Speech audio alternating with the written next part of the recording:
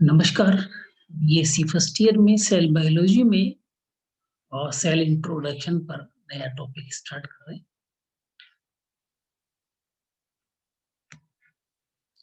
अरस्तु द्वारा कोशिका शब्द का उद्भव ग्रीक भाषा में लिया, जिसका अर्थ रिक्त स्थान होता है। उन्होंने कहा सभी जंतु एवं पादप संरचनात्मक इकाइयों के बने होते हैं। अनेकों शताब्दियों के उपरांत रॉबर्ट हुक, प्रबंधक रॉयल सोसाइटी लंदन ने अपने द्वारा बनाए गए एक अत्यंत सरल प्रकार के संयुक्त सूक्ष्मदर्शी द्वारा पेड़ की छाल और के टुकड़े के पतले काट का अध्ययन कर बताया कि अनेकों सूक्ष्म कण कोठरियों का बना होता है। इन कक्षों को सेल अथवा कोशिका नाम दिया। कोशिका शब्द अर्थात सेल को प्रथम उपयोग रॉबर्ट हुक ने 1665 में किया। उन्होंने अपने द्वारा किए गए कार्यों का वर्णन अपनी पुस्तक माइक्रोग्राफिया में किया। आज यह सर्वमान्य तथ्य के रूप में ज्ञात है कि प्रत्येक सजीव का अस्तित्व कोशिका से ही होता है। यह जीवन की संरचनात्मक एवं कार्यात्मक इकाई है। इसके प्रजनन करने, उत्परिवर्तन होने, उद्दीपनों के प्रति प्रक्रिया प्रदर्शित करने जैसे जैविक गुण पाए जाते हैं। साथ ही इनमें उस जीव की करेगी भौतिकी, कार्य की जैव रासायनिक, आणविक एवं परिवर्तनीय लक्षण विद्यमान होते हैं, जिससे यह संबंधित है। कोशिका जीव की वह सूक्ष्म इकाई है जिसे उस जीव विशिष्ट के सभी लक्षण पाए जाते हैं। इस प्रकार कोशिका जीव विज्ञान कोशिकाओं के आकारिकी, कार्यकी, जैव भौतिकी, जैव रासायनिक, कोशिका रासायनिक, आनुवंशिक एवं परिवर्तन के अध्ययन की दृष्टि से संबंधित विज्ञान की प्रथम सूक्ष्म संयुक्त प्रकाश सूक्ष्मदर्शी का निर्माण जैकरिसिस और हेंस जैनसिन ने 1590 में के द्वारा किया गया, जो 10x और 30x आवर्धन क्षमता के थे। उन्होंने इसके द्वारा कीटों का अध्ययन किया।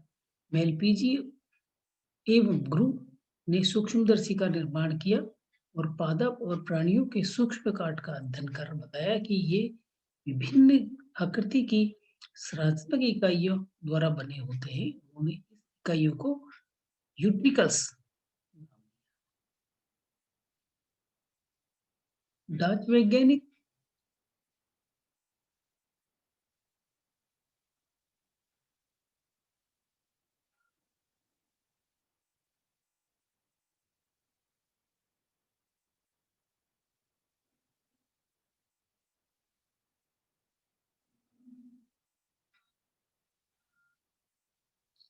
एंटोन ल्यूवेनहॉक ने 1674 में एक लेंस से बने अनेक सूक्ष्म सरल सूक्ष्मदर्शी बनाए, जिसकी आवर्धन क्षमता 266 गुना थी। उनके द्वारा सूक्ष्म एक कोशीय प्रोटोजोआ, जीवाणु, शुक्राणु एवं आरबीसीज का अध्ययन किया। रॉबर्ट हुक ने सूक्ष्मदर्शी मॉडल को आधुनिक तौर पर विकसित करने का श्रेय विल्सन हो जाता है। इसके आधार पर आजकल कॉलेजों में अध्ययन हेतु प्रयोगशाला सूक्ष्मदर्शी विकसित किए गए हैं। जिग्मोंडी ने 1900 में साधारण प्रकाश किरणों के स्थान पर अल्ट्रावायलेट किरणों का उपयोग कर अल्ट्रा माइक्रोस्कोप का निर्माण किया, जिससे साधारण कांच से लेंस के स्थान पर क्वार्ट्ज के लेंस का उपयोग किया गया था। एवं आवर्धन क्षमता 4000 गुना प्राप्त। जेनरिक ने 1940 में फेस कंट्रास्ट सूक्ष्मदर्शी का निर्माण किया और रस्का ने इलेक्ट्रॉनिक सूक्ष्मदर्शी का निर्माण 1932 में किया। वन ऑर्डिनो ने प्रथम स्कैनिंग इलेक्ट्रॉन सूक्ष्मदर्शी बनाया। इसमें इलेक्ट्रॉन का एक पुंज प्रकाश किरणों के स्थान पर उपयोग में लाया जाता है, जो टंगस्टन के फिलामेंट्स से उत्पन्न की जाती है। टीएम अर्थात ट्रांसमिशन इलेक्ट्रॉन माइक्रोस्कोप में ये दर्शनीय पदार्थ पर गिरती है तथा परावर्तित होकर फ्लोरोसेंट स्क्रीन पर प्रतिबिंब बनाती है। इस स्क्रीन के स्थान पर फोटोग्राफिक फिल्म का उपयोग किया जा सकता है। इस प्रकार प्राप्त फोटो लंबे समय तक सुरक्षित रखे जा सकते हैं। उन्होंने इन्हें इलेक्ट्रॉन माइक्रोस्कोप ग्राफ कहते हैं। टीएम में इलेक्ट्रॉन दर्शनीय पदार्थ से होकर गुजरते हैं। जब एसईएम स्कैनिंग इलेक्ट्रॉन माइक्रोस्कोप में इलेक्ट्रॉनिक पदार्थ की सतह गिरकर इधर उधर फैल जाते हैं। इन सूक्ष्मदर्शियों का आवर्धन क्षमता कई गुना हो जाती है तथा विभेदन क्षमता की भी प्रकाश सूक्ष्मदर्शी अपेक्षाकृत अधिक। एक अच्छे प्रकाश सूक्ष्मदर्शी द्वारा ऐसे दो निकटतम बिंदुओं के मध्य विभेदन संभव है जो 200 एनएम दूरी पर स्थित होते हैं। और सूक्ष्मदर्शी द्वारा 1 एनएम दूरी पर स्थित दो बिंदुओं के मध्य में विभेदन संभव होता है। इसकी विभेदन क्षमता रिजॉल्विंग पावर कहलाती है। सूक्ष्मदर्शी के आविष्कार के साथ ही कोशिका के बारे में अधिकाधिक जानकारी प्राप्त हो गई। 1800 के लगभग अच्छे सूक्ष्मदर्शी उपलब्ध थे। नवीन तकनीकों का विकास हो गया था, जिसके द्वारा कोशिकाओं का परिरक्षण अभिरंजन करके अध्ययन किया जाना संभव था। रॉस हेरिसन ने कुछ ऐसे विलयन तैयार किए जिनके भीतर कोशिकाओं को कई दिनों तक जीवित रखा जा सकता है। अतः कोशिकाओं को जीवित अवस्था में अध्ययन करना संभव हुआ। आरंभ में कोशिकाओं की परिभाषा, इनके संगठन, उद्भव, संरचना आदि के बारे में वैज्ञानिकों ने अनेकों मतभेद थे।